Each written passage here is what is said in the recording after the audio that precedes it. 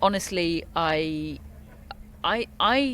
think this is actually quite a big win for her mentally, because thinking back to that press conference she gave a couple of days ago, it felt very much a script for her to deliver the message. It almost felt like something from the election campaigns that we've been witnessing here over the last few quite painful weeks. Of the messaging, the key messaging that I've got to deliver today is that I'm the underdog in my first round match. I'm playing really well, but that does not mean that I'm going to win my first round match, and don't read too much into it if I don't. And I completely endorse that sentiment, but that was the messaging, and it completely got turned off on its head when she ended up facing Sarasua rather than Alexandrova. That's a completely different mental prospect, and most of the people watching are, this is Wimbledon in the UK, majority casual viewers. The tennis diehards will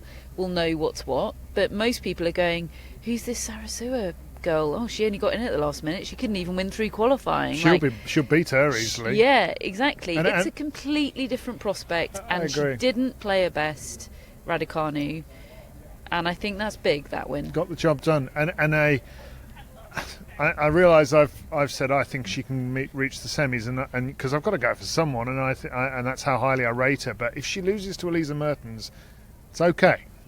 It's okay. She's been to a Grand Slam semi-final before. She knows what she's doing on a court. I still think Raducanu will find a way through that too. Just one thing on Raducanu. I was really impressed by her baseline game today, and I do like what she's done with the forehand. Yes, there were. It led her down at moments, but you change the technique on something, that's going to happen.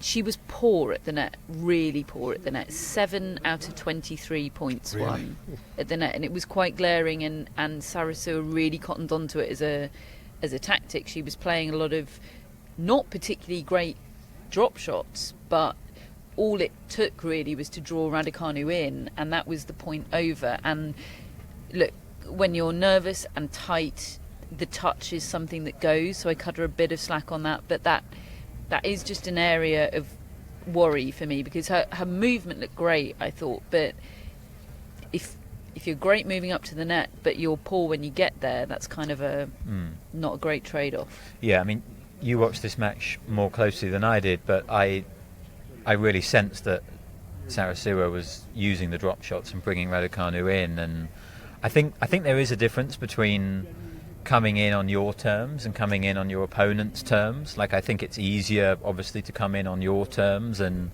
kind of set up the volley that you want to hit. But absolutely, if that's an area of weakness and players are starting to exploit it, then that is something that Raducanu will need to improve. There was a lovely sort of counter drop shot that she hit in the final game, where Sarasua had drop shotted her. She got there and sort of counter drop shot cross court and let out a big roar, and that was kind of the moment that I think she knew the match was won, kind of at that point. Okay, she felt like a big release. Absolutely, and because it was a tactic that had worked for Sarasua, and this time it was Raducanu getting the better of it. It felt like a big moment. It did, but I think it felt like such a big moment because of how few of those she'd had. As soon as she ended up at the net, you kind of got a feeling of doom for her in your stomach. But she did really well in that moment, and yeah, look, I've got her in the quarterfinals, so you're not alone on the hype train, David. Catherine and I were sitting together this morning, and we were both talking about how we just end up going with kind of like our hearts.